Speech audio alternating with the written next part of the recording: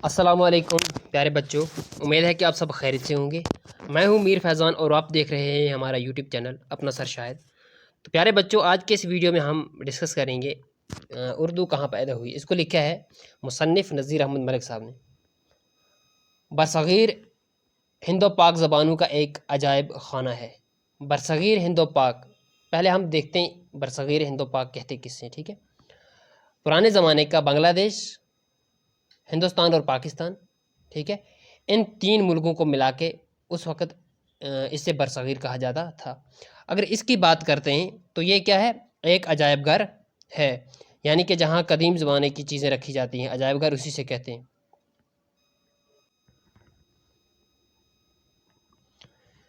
یہاں لا تعداد چھوٹی بڑی زبانیں بولی جاتی ہیں، یعنی برصغیر ہندوستان میں بہت ساری چھوٹی اور بڑی زبانیں بولی جاتی ہیں۔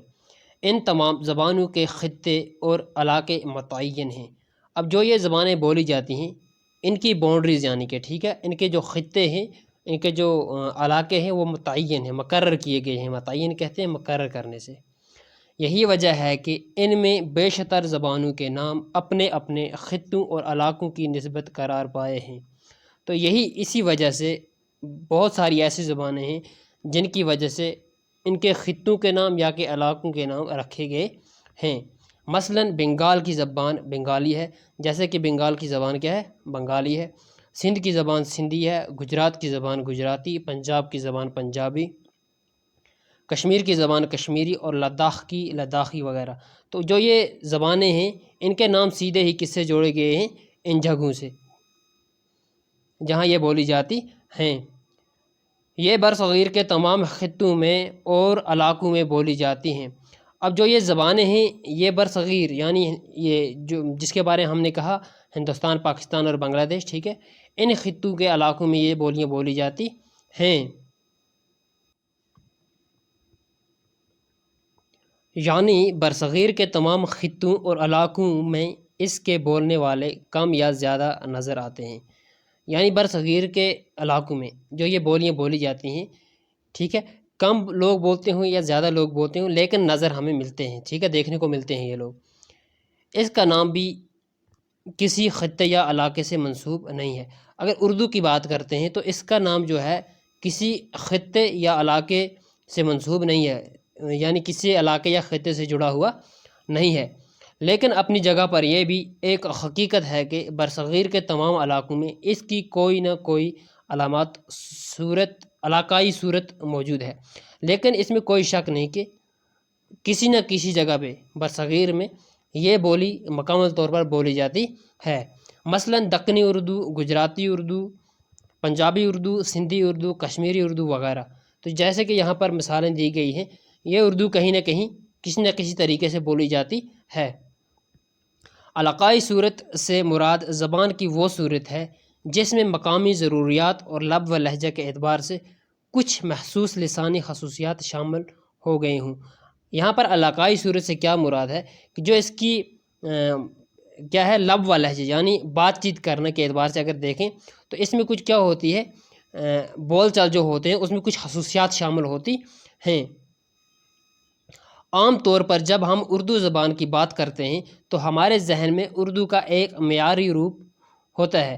جب ہم اردو کی بات کرتے ہیں نا عام طور پر، تو ہمارے ذہن میں جو اردو ہوتی ہے، ٹھیک ہے، ہماری جو بات چیت ہوتی ہے، ٹھیک ہے، اس میں اردو کا کیا ہوتا ہے، ایک معیاری روپ ہوتا ہے، معیاری شکل ہوتی ہے، ٹھیک ہے، جو کسی علاقے اور خطے کی نشاندہی نہیں کرتا۔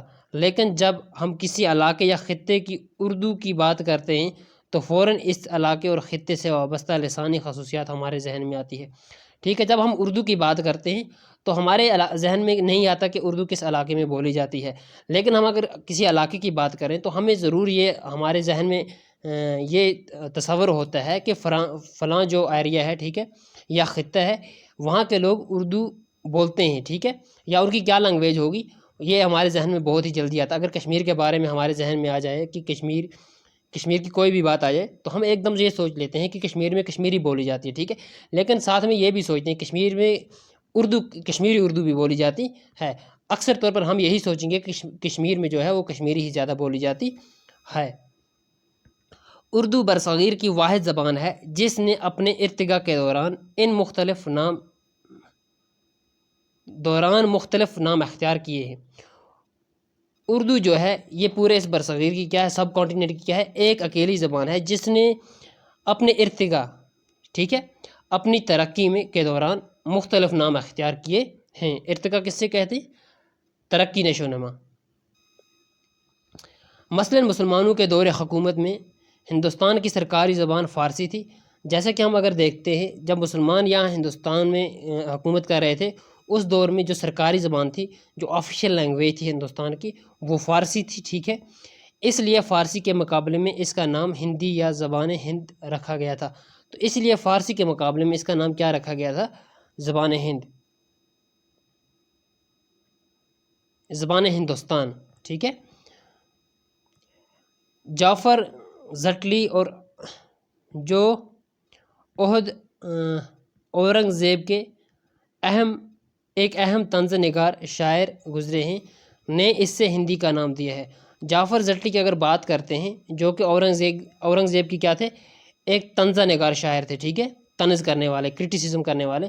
انہوں نے اردو کو ہندی کا نام دیا ہے، ٹھیک ہے۔ جبکہ ملا وجی دکن کے قطب شاہی دور کے ایک اہم شاعر اور نثر نگار نے اپنی کتاب صبرس میں اس کو ہندی کے ساتھ ساتھ زبان ہندوستان بھی کہا ہے۔ اگر اس کے علاوہ ہم دیکھتے ہیں ملا وجی، ٹھیک ہے، وہ دکن کے قطب شاہی میں ہوا کرتے تھے۔ اس دور میں وہ شاعر بھی تھے اور نثر نگار بھی تھے، اور انہوں نے اپنی ایک کتاب صبرس میں اس کو کیا نام دیا؟ ایک تو انہوں نے کہا یہ ہندی زبان ہے، اور اس کے ساتھ ساتھ انہوں نے کہا زبان ہندوستان بھی ہے، ٹھیک ہے۔ اہل دکن نے اسی کو دکنی اور اہل گجرات نے اس کو گجری یا بولی گجرات کہا ہے۔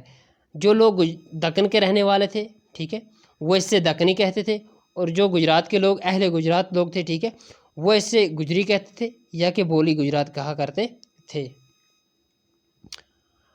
امیر خسرو اردو کے پہلے شاعر، ٹھیک ہے، یاد رکھنا، امیر خسرو جو تھے وہ اردو کے پہلے شاعر تھے، نے اس کو دہلوی کہا ہے۔ انہوں نے اردو زبان کو دہلوی زبان کہا ہے، جبکہ میر نے اس سے زبان اردو معلیٰ کے نام سے یاد کیا ہے۔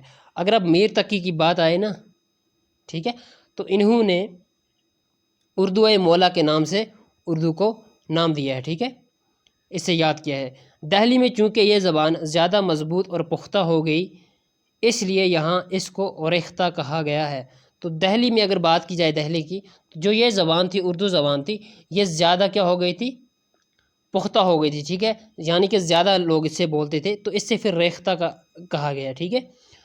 ریختہ کہتے ہیں کس سے؟ جاری، ٹھیک ہے، تو یہ زیادہ بولی جاتی تھی۔ اردو اس زبان کا جدید ترین نام ہے۔ تو اب اس ریختہ یا کہ ہندوستانی زبان، ٹھیک ہے، اس کا جدید ترین نام کیا ہے؟ ماڈرن نیم کیا ہے اس کا؟ ماڈرن نام ہے اردو، اور اب دنیا کے لسانی نقشے پر اسی نام سے جانی جاتی ہے۔ اب اگر لینگویج کی بات کریں، ٹھیک ہے، دنیا میں کتنی لینگویجز ہیں، کتنی زبانیں بولی جاتی ہیں، تو اردو کو کسی اور نام سے نہیں بلکہ اردو نام ہے، نہ ہی دہلوی نام سے، نہ ہی کسی اور نام سے، زبان ہند سے، اس کو صرف اردو کے نام سے ہی جانا جاتا ہے۔ اردو صحیح معنوں میں ایک مخلوط یا ملی جلی زبان ہے۔ اگر صحیح معنی میں دیکھتے ہیں جو اردو ہے، یہ کیا ہے؟ ملی جلی زبان ہے، ٹھیک ہے۔ مخلوط زبان کس سے کہتے ہیں؟ جس میں کئی زبانوں کے الفاظ شامل ہوں۔ صحیح معنوں میں ہم دیکھتے ہیں، ٹھیک ہے، یہ برصغیر مسلمانوں کی آمد، جب برصغیر میں مسلمان آئے نا، انہوں نے عربی ساتھ میں لائی، فارسی، ٹھیک ہے، ترکی یا بعض مقامی بولیاں، جب یہ آپس میں بولیاں مل گئی نا، اور جب ہندوستان کے مسلمان اور ہندو سماج، ٹھیک ہے، معاشرے آپس میں جڑ گئے، ٹھیک ہے، تو اس میں کیا ہوا کہ یہی بولی زیادہ بولے جانے لگی، ٹھیک ہے، یہی بولی زیادہ ابھر کر سامنے آئی۔ مسلمانوں کی آمد سے کچھ عرصہ پہلے جدید ایریائی زبانوں کی ابتدا ان زبانوں کی ترقی کے امکانات کو زیادہ روشن کیا۔ مسلمانوں کی آمد سے کچھ عرصہ پہلے جدید ایریائی زبانوں کی ابتدا صورتیں نمودار ہو گئے تھیں، لیکن ان کی کوئی خاص اہمیت نہ تھی۔ اگر مسلمانوں کے آنے سے پہلے کہ ہم بات کرتے ہیں تو یہاں پر ایریائی زبانیں بولی جاتی تھی، ٹھیک ہے، ان کی ابتدائی شروع ہو گئی تھی، نمودار ہوئی تھی، یعنی ظاہر ہو چکی تھی، لیکن ان کی کچھ خاص اہمیت نہ تھی۔ مسلمانوں کے گہرے تہذیبی اثرات نے ان زبانوں کی ترقی کے امکانات کو زیادہ روشن کیا۔ اب جب مسلمان لوگ تھے اس وقت یہ زیادہ تہذیب یافتہ لوگ تھے، ٹھیک ہے، تو اس تہذیب کی اثر کی وجہ سے یہ زبان جو تھی یہ زیادہ روشن ہو گئی، ٹھیک ہے، یہ زیادہ پھیل گئی، کیونکہ مسلمان لوگ جو تھے وہ یہی زبان بولتے تھے۔ بقول ایک مشہور ماہر زبان ڈاکٹر سنیتی کمار چٹرجی، اگر مسلمان ہندوستان نہ آتے تو جدید ہند آریائی زبانوں کے ارتقاء میں 1000 سال کی تاخیر ہو جاتی۔ ایک مشہور ماہر زبان کے ڈاکٹر سنیتی کمار ہیں، ٹھیک ہے، وہ کہتے ہیں کہ اگر مسلمان ہندوستان نہ آتے تو آریائی زبان جو تھی، ٹھیک ہے، ان کی ترقی میں 1000 سال اور لگ جاتا، ٹھیک ہے۔ مسلمانوں کی آمد اور ہندوستانی سماج پر ان کے گہرے تہذیبی اثرات نے ان زبانوں کی تقدیر روشن کر دی اور یہ بہت جلد ارتقائی منزلیں طے کرنے لگی۔ مسلمان یہاں پر آئے اور جو یہاں کی جو بھی زبانیں تھیں، ٹھیک ہے، ان کے تہذیب کی وجہ سے، مسلمانوں کی تہذیب کی وجہ سے اور تہذیب کے اثرات کی وجہ سے، ٹھیک ہے، جو بھی یہ زبانیں تھیں یہ زیادہ جلدی روشن ہو گئی، ٹھیک ہے، اور ان کی ترقی بہت جلدی ہو گئی، ٹھیک ہے، اپنی منزلوں کو ان کی ترقی نے طے کر لیا۔ ان میں جدید ہند آریائی زبانوں میں ایک زبان جو بعد میں مختلف نام تبدیل کر کے اردو کہلائی، ٹھیک ہے۔ اب ان جدید جو ماڈرن زبانیں آئی تھی، ٹھیک ہے، تو پھر بہت ساری زبانیں ملی تو اس کو بعد میں اس کا نام تبدیل ہوا اور اس کا نام اردو رکھا گیا، یا کہ اس کا نام اردو کہلایا گیا۔ پھر اس لیے زیادہ ابھر کر سامنے آئی کیونکہ یہ خاص طور سے اپنے اندر عربی فارسی الفاظ جذب کر گئی اور آہستہ آہستہ کم سے کم لفظی سطح پر فارسی سے قریب تر ہوتی گئی۔ اب جو اردو تھی اس میں ایک صفت ایک یہ بھی تھی کہ یہ عربی یا کہ فارسی جو الفاظ ہوا کرتے تھے ان کو جذب کر لیتی تھی، خود میں سمیٹ لیتی تھی، تو دھیرے دھیرے یعنی آہستہ آہستہ سے کیا ہوا، اس سمیٹنے نے عربی اور فارسی سے زیادہ ترقی کر لی اور یہی زیادہ بولے جانے لگی۔ ملک کی سرکاری زبان فارسی رہی لیکن عام گفتگو کی زبان اردو ہی قرار پائی۔ حالانکہ ملک کی جو آفیشیل لینگویج تھی وہ کیا رہی، فارسی رہی، لیکن جو عام گفتگو عام بات چیت کی اگر بات کی جائے تو یہ زبان اردو ہی استعمال کی جاتی تھی بولی کے لیے، بولنے کے لیے، بول چال کے لیے۔ پھر مسلمان جہاں بھی گئے اردو ان کے ساتھ وہاں چلی گئی، پھر مسلمان کہیں بھی گئے تو اردو ان کے ساتھ ساتھ گئی اور فارسی کے ساتھ ساتھ وہاں کے مقامی خصوصیات کو بھی اپنے اندر جذب کرنے لگی، اور فارسی تو اس نے پہلے ہی سے اپنے اندر جذب کر چکی تھی، ٹھیک ہے، تو اب وہاں کے جہاں پر یہ مسلمان گئے وہاں کے جو خصوصیات تھے، ٹھیک ہے، ان کو بھی اپنے اندر جذب کرتی گئی اردو بولی۔ فارسی اور مقامی خصوصیات کی اس آنکھ مچولی کے سبب ماہرین نے اس کی جائے پیدائش سے متعلق مختلف اور متضاد نظریے پیش کیے ہیں۔ جب فارسی اس میں آ گئی، ٹھیک ہے، یا مقامی خصوصیات آ گئی اس آنکھ مچولی کی وجہ سے، یعنی کہ اس میں بہت سارے الفاظ ادھر ادھر کے تھے، فارسی کے تھے، عربی کے تھے، یا دوسری زبانوں کے تھے، تو اس کی پیدائش کے بارے میں کیا ہو گیا، کنفیوژن سا ہو گیا، ٹھیک ہے، بہت سارے نظریے بہت سارے ماہرین پیش کرنے لگے۔ کوئی یہ کہتا کہ اردو دکن میں پیدا ہوئی، آدھوں کا یہ نظریہ تھا کہ اردو کہاں پیدا ہوئی، دکن میں پیدا ہوئی، ٹھیک ہے، کسی کا دعویٰ ہے کہ اردو سندھ میں پیدا ہوئی، آدھے لوگ کہہ رہے تھے کہ اردو جو ہے یہ سندھ میں پیدا ہوئی، کسی کا نظریہ ہے کہ اردو کی جائے پیدائش دہلی ہے، تو کوئی کہتا ہے کہ اردو کا تعلق سرزمین پنجاب سے ہے، آدھے لوگ کہنے لگے بھائی اردو جو ہے یہ دہلی میں پیدا ہوئی، تو آدھے کہنے لگے کہ اردو جو ہے یہ پنجاب میں پیدا ہوئی۔ دراصل اردو زبان ایک مرکب تہذیب کی پیداوار ہے۔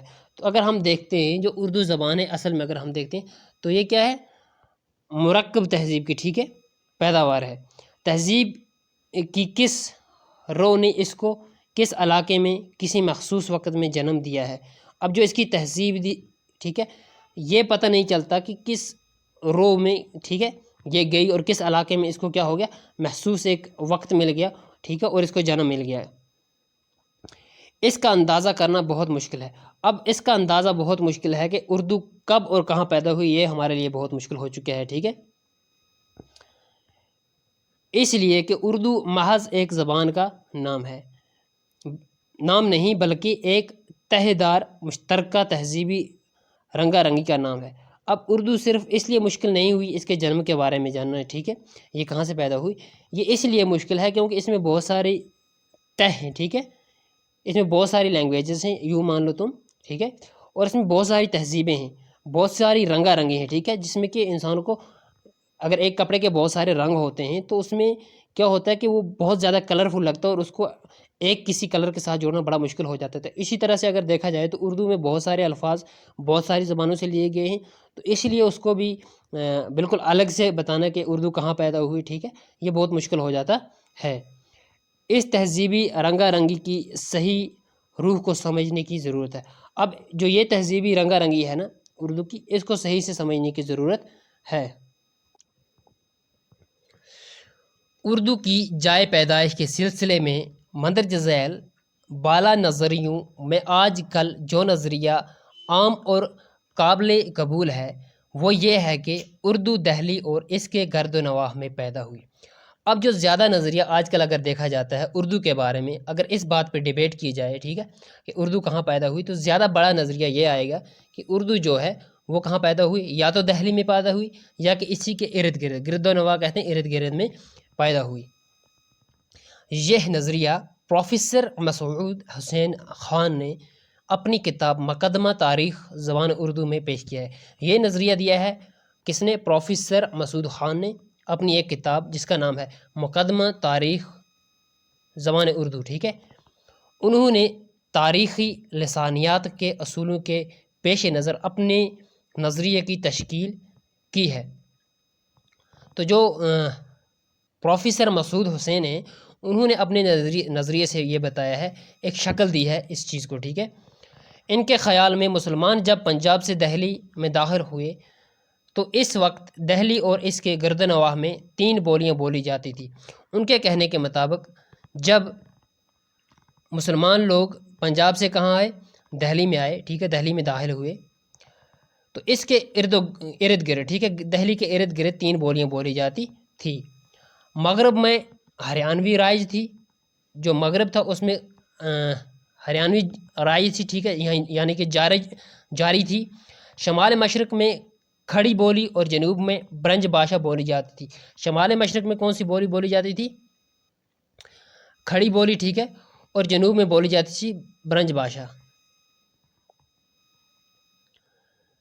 اردو کی تشکیل اور اس کے ارتقاء میں ان تینوں بولیوں نے حصہ لیا ہے۔ اب اگر اردو کی تشکیل شکل کی بات کرتے ہیں، ٹھیک ہے، اردو کو کس چیز نے شکل دی ہے یا کہ اس کی ترقی کی بات کرتے ہیں، تو ان 3 بولیوں نے اس کے نظریے کے مطابق اردو کو شکل دی ہے۔ لیکن ان کے خیال میں اردو کے آغاز و ارتقاء میں برنج بھاشا کے مقابلے میں ہریانوی اور کھڑی بولی کا زیادہ حصہ ہے۔ لیکن یہ کہتے ہیں کہ اگر اس کی شکل دینے کے بارے میں بات کی جائے تو زیادہ اس میں کس نے حصہ لیا ہے؟ کھڑی بولی نے اور ہریانوی بولی نے، برنج بھاشا نے اتنا حصہ نہیں لیا ہے۔ یہی وجہ ہے کہ قدیم اور دکنی اردو پر کھڑی بولی کے زیادہ ساتھ ساتھ ہریانوی کے نمایاں اثرات دیکھے جاتے ہیں۔ یہی وجہ ہے کہ دکنی اردو کے ساتھ ساتھ جو کھڑی بولی ہے اس کے اثرات دکھائی دیتے ہیں اور ہریانوی بولی کے اثرات بھی دکھائی دیتے ہیں۔ بعد میں اردو جوں ترقی کرتی گئی ہریانوی کے اثرات زائل ہوتے گئے اور یہاں تک کہ شمالی ہندوستان میں 18ویں صدی کے وسط میں تحریک زبان اصلاح کے دوران شاہ خاتم اور ان کے معاصرین نے ان اثرات کو ختم کر دیا۔ اور دھیرے دھیرے کیا ہوا، اردو جیسے جیسے ترقی کرتی گئی، جو ہریانوی بولی کے اثرات تھے، ٹھیک ہے، اور یہاں تک کہ شمالی ہندوستان میں 18ویں صدی کے وسط میں جب تحریک سٹارٹ ہوئی، ٹھیک ہے، زبان کے بارے میں، اور اصلاح کے دوران شاہ خاتم جو تھا، ٹھیک ہے، اور ان کے معاصرین جو تھے انہوں نے ان اثرات کو ختم کر دیا، ٹھیک ہے۔ تو اس طرح سے ہمارا یہ سبق مکمل ہوتا ہے۔ اس کے بعد ہم اس کے سوالات اور جوابات دوسرے ویڈیو میں کریں گے۔ تب تک کے لیے خدا حافظ۔